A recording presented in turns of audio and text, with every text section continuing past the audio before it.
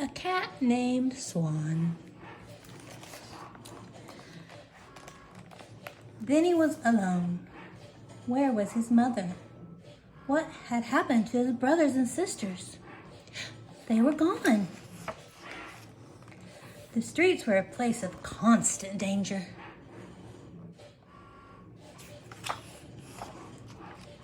Yet, day by day, he found enough food to eat. Day by day, he managed to elude the threats that surrounded him. He survived. One morning, though, he did not escape the peril that came down on him.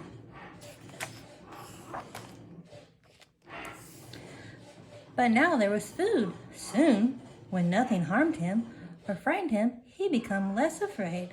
The new place was safe. Boredom was better than misery. Then the boredom ended. He was swept up. There were voices and laughter. There was motion and sunshine and blue sky. He was swept away. Day by day, he learned about his new surroundings. He learned about the people there, their comings and goings, their voices and their touch. He learned the name they gave him, Swan. He learned about the dog, its bark and bluster. Day by day, he learned about being there. After many days had passed, he learned that the house was his house. The yard was his yard, and he learned that the people were his people, and he was theirs. He belonged to them, and they belonged to him.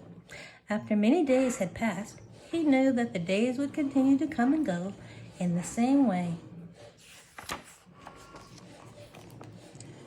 Allison gave him breakfast in the kitchen before everyone else was up. "Good morning, Swan. How are you today?" "Oh, what a nice boy you are. What a pretty boy." After breakfast, he bounded into the outdoors. If it wasn't raining or snowing, to make his usual rounds of the stone wall, the apple tree, and the garden. Bumblebees made him buzz with excitement, and butterflies made him soar. He had several places for his morning nap. A patch of sun in the midst of Allison's houseplants were perfect. Sometimes he went upstairs to Molly's bed, or he would doze in Allison's studio while she was working at her drawing table. "Well, hello, Swan. Is it time for your nap?" "What a sleepy boy." After lunch, he plunged into the outdoors again to hunt along the lilac hedge, or chase leaves in the backyard, or nimbly scramble up the towering maple tree. Birds cast a spell. Woody was almost always outside, and provoking Woody led to him big barking excitement. If it was a warm day, he would take his afternoon nap under the low branches of the evergreen at the edge of the garden. Everyone returned home at the end of the day like a surprise. "Hi, Swanee," said Molly. "What have you been doing all day?" "There you are," said Bill. "Have you been taking good care of Allison?" "Does Swan want Billy to pet him?" said Billy. "Oh, that feels good. What a lazy Swanee." Molly usually gave him his evening meal. "Who's going to get fat?" Molly said. "Who's getting a big belly?" He liked to lie under the table and listen while the family had their dinner. He spent part of it each evening thoroughly grooming himself.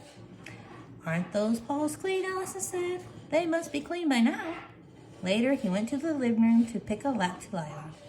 And there were plenty of places to sleep at night. There was his own bed in the kitchen, but there was also the couch in the living room or the folded blanket on the chair by the fireplace.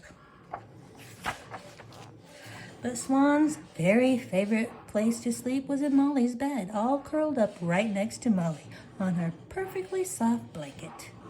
"What a beautiful boy," whispered Molly. "What a lovely Swan." Each day now was like that.